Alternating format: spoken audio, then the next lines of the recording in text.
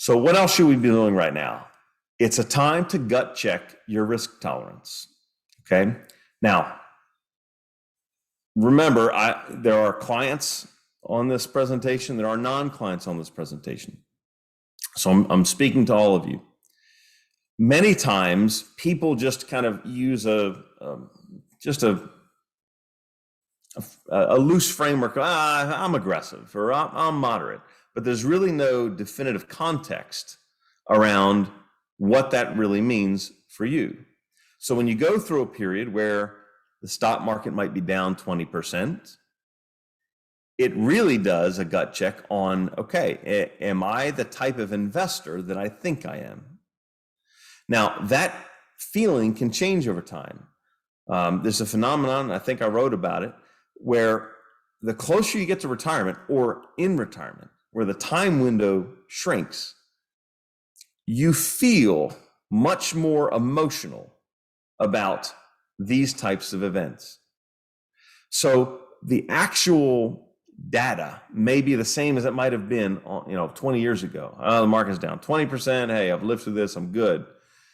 But the closer you are to needing the funds, the less time you have, and the fact that you may not be working anymore, and this is all you have, now all of a sudden there's an emotional attachment that really amplifies how you respond to down markets.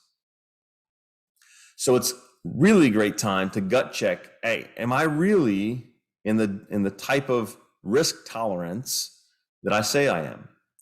Now, I will throw just kind of a word of caution. In the middle of a bear market, when you're already down 20%, again, I just told you, I think we're probably 7th or 8th inning through.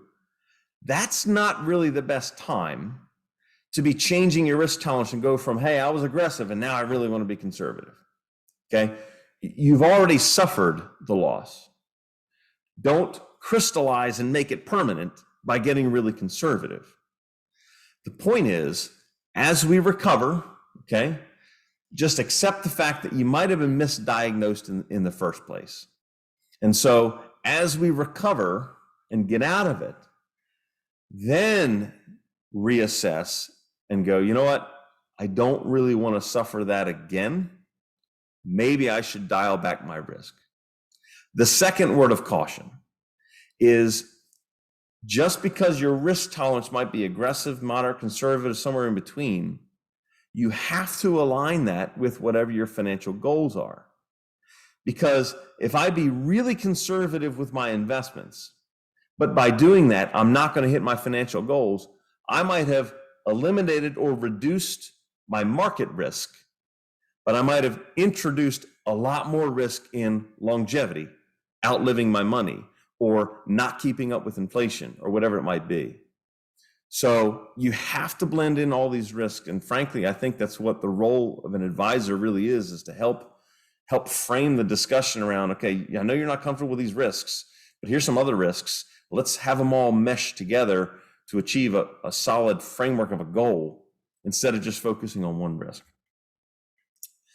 So again, gut check your risk tolerance. This is a perfect time to assess that and then develop a plan for, as markets recovered, what am I going to be doing differently?